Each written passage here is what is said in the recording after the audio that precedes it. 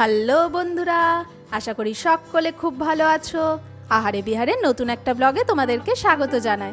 বন্ধুরা, সামনেই আসতে চলেছে নববর্ষ, আর এই নববর্ষের দিনে সকলের বাড়িতেই প্রায় অনেক কিছু রান্না হয়ে থাকে। তাই আজকে আমিও তোমাদের সাথে শেয়ার করতে চলেছি নববর্ষ স্পেশাল একটা দুর্দান্ত রেসিপি, আর তা হলো এই রং বেরঙের কাশ্মীরি পোলাও।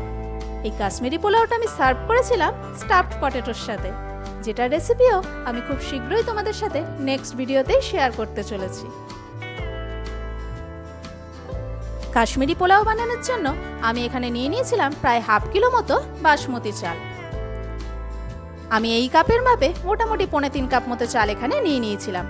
কাপটা আমি তোমাদের এই কারণেই দেখালাম, যাতে পরবর্তী সময়ে যখন আমি এটার সাথে জলটা অ্যাড করব, তখন ঠিক কতটা পরিমাণে জল আমি এখানে দিচ্ছি সেটা তোমাদের বুঝতে সুবিধা হবে।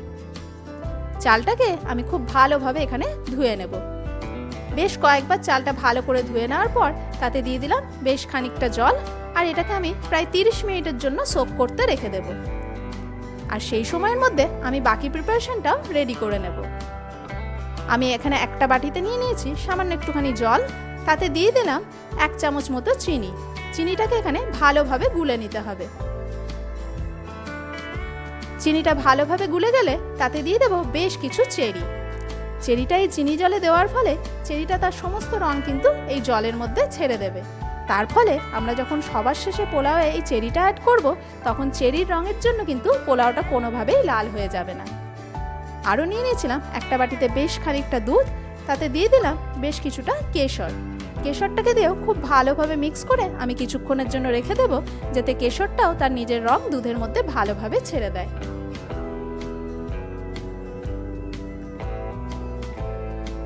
আর আমি এখানে নিয়ে নিয়েছি বেশ কিছুটা মোরব্বা।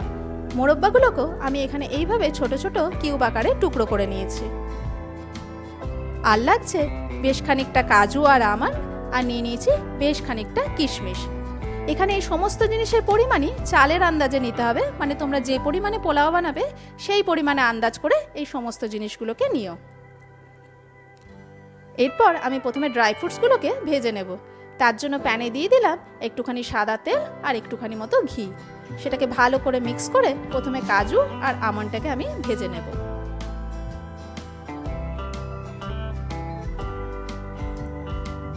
এই জিনিসগুলো ভাজতেই আমার যেটুকু সময় লাগবে, পোলাও বানাতে কিন্তু আমাদের একদমই বেশি সময় লাগবে না। কাজু আর আমন্ডটা ভালো করে ভাজা হয়ে গেলে ওই তেলের মধ্যে আমি দিয়ে দিলাম কিশমিশগুলোকেও এখানে ভালো করে ভেজে নিতে হবে।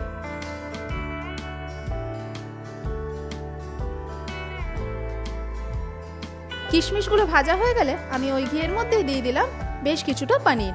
আমি এখানে নিয়ে নিয়েছিলাম প্রায় 100 গ্রাম মতো পনির। পনিরগুলোকে আমি ছোট ছোট কিউব আকারে টুকরো করে নিয়েছিলাম।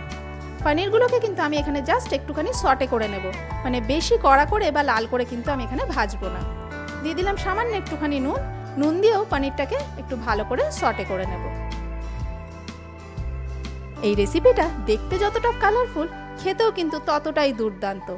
যে কোনো এটা নিরামিষ পদ হলো যে কোনো আমিষ পদকেই কিন্তু হার মানাবে।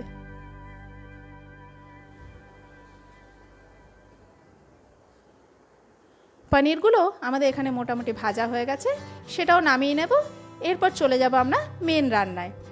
কড়াইয়ে দিয়ে দিলাম বেশ খানিকটা সাদা তেল আর ঘি। আমি এখানে দিয়ে দিয়েছিলাম মোটামুটি 60% মতো সাদা তেল আর 40% মতো ঘি।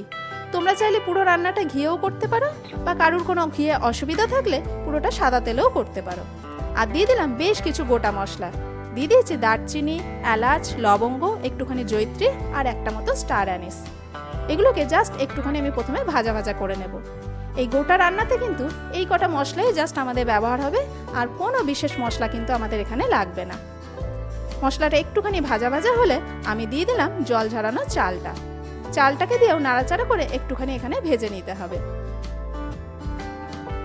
যে কোনো রকমের পোলাও বা রাইসের আইটেম বানানোর ক্ষেত্রে চালটাকে যদি প্রথমে একটুখানি ভেজে নেওয়া হয়, সেক্ষেত্রে চালটা কিন্তু ওভারকুক হওয়ার সম্ভাবনাও থাকে না, এবং রান্নাটাও কিন্তু বেশ ঝরঝরে হয়। মিডিয়াম টু লো ফ্লেমে আমি মোটামুটি 5 থেকে 7 মিনিট চালটাকে একটু ভাজা ভাজা করে নিয়েছিলাম। তারপরে আমি অ্যাড করে দিয়েছিলাম জল। আমি যে কাপে চাল নিয়েছিলাম, মানে এই কাপেরই 3.5 কাপের মতো আমি চাল নিয়েছিলাম, ঠিক ওই কাপের মাপেই আমি এখানে দিয়ে দিলাম তার ডবল জল, মানে 6 কাপ মতো জল আমি এখানে অ্যাড করে দিলাম। জলটাকে দিয়েও আমি খুব ভালোভাবে মিক্স করে দিয়ে আমি এখানে দিয়ে দেব সামান্য একটুখানি চিনি আর দিয়ে দেব আন্দাজ মতো নুন। ব্যাস, এই কটা জিনিসই কিন্তু আমাদের পোলাওয়ের জন্য দরকার, এবং পোলাওটা রান্না হতে আমাদের যেটুকু সময় এখানে মাত্র লাগবে। এই নুন আর চিনিটা দিয়েও ভালোভাবে মিক্স করে দেওয়ার পর আমি এটাকে চাপা দিয়ে মোটামুটি মিডিয়াম টু লো ফ্লেমে 12 থেকে 15 মিনিট মতো হতে দেব। অন্যদিকে চেরিটাও আমাদের চিনি জলে ভালো করে ডুবে গেছে। ওই জলটা ফেলে আমি আরেকটুখানি ফ্রেশ জলে চেরিগুলোকে ধুয়ে নিলাম।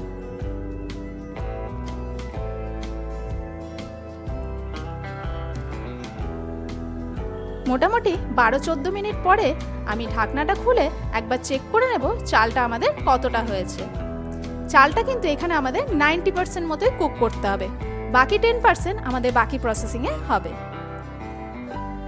এখানে আমি এরপর অ্যাড করে দিলাম ভেজে রাখা পনির, চেরি, মোরব্বা, ভেজে রাখা কাজু কিশমিশ আর আমন্ডটা। সমস্ত জিনিসগুলো আমি এখানে অ্যাড করে দেওয়ার পর সবার শেষে অ্যাড করে দিলাম যে কেশর ভেজানো দুধটা ছিল।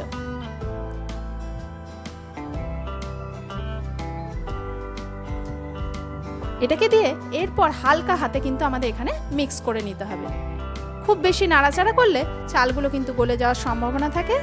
এই রান্নার ক্ষেত্রে বা যে কোনো পোলাও বা রাইস আইটেমের ক্ষেত্রে সবসময় কিন্তু চাল হালকা হাতেই মিক্স করতে হয়, যাতে সেটা গলে না যায়। এটাকে ভালো করে মিক্স করে দেওয়ার পর জাস্ট আমি এই অবস্থায় গ্যাসের ফ্লেমটা অফ করে দেব আর 5 মিনিটের জন্য চাপা দিয়ে স্ট্যান্ডিং টাইমে হতে দেব। এই 5 মিনিটের মধ্যে বাকি যে 10% আমাদের চালটা কুকড হতে বাকি ছিল সেটাও হয়ে যাবে। তার সঙ্গে সঙ্গে আমরা যে জিনিসগুলো অ্যাড করলাম তার গন্ধটাও সুন্দরভাবে কিন্তু পোলাওয়ের মধ্যে চলে যাবে। এরপর এটাকে আমি নামিয়ে ঢাকনা খুলে আরেকবার ভালো করে মিক্স করে দেব। বন্ধুরা, দেখতে পাচ্ছ চালটা কতটা ঝরঝরে হয়েছে আর কোনোভাবে ওভারকুকও হয়নি, আর একটা চাল কিন্তু ভেঙেও যায়নি। ব্যাস, পোলাও আমাদের এখানে মোটামুটি রেডি হয়ে গেছে। ওপর থেকে গার্নিশিংয়ের জন্য দিয়ে দিলাম কিছু অ্যাপেল কুচি আর দিয়ে দেব কিছু বেদানা। তোমরা চাইলে এখানে আনারসের কুচিও কিন্তু ব্যবহার করতে পারো। ব্যাস, রেডি আমাদের রং বেরঙের কাশ্মীরি পোলাও। এটা দেখতে এত সুন্দর হয় যে কাশ্মীরি পোলাওয়ের বদলে যদি কেউ বলো বেনারসি পোলাও, তাহলেও কিন্তু কথাটা ভুল হবে না। পোলাওটা গরম অবস্থায় যতটা ঝরঝরে দেখাচ্ছে, ঠান্ডা হলে কিন্তু এর থেকেও বেশি ঝরঝরে হয়ে যাবে। আমি ওপর থেকে ছড়িয়ে দিলাম আরও বেশ কিছু আপেল কুচি আর দিয়ে দিলাম কিছু বেদানা।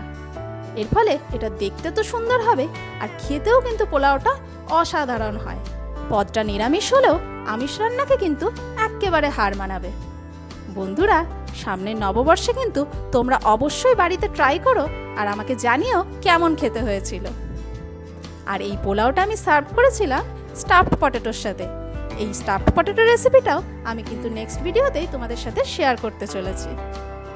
বন্ধুরা, আমার এই রেসিপি যদি তোমাদের ভালো লেগে থাকে প্লিজ একটা লাইক করে দিও আর অনেক অনেক শেয়ার করো। চ্যানেলটিকে অবশ্যই সাবস্ক্রাইব করো। আর যদি ফেসবুক থেকে দেখে থাকো পেজটিকে ফলো করার অনুরোধ রইল।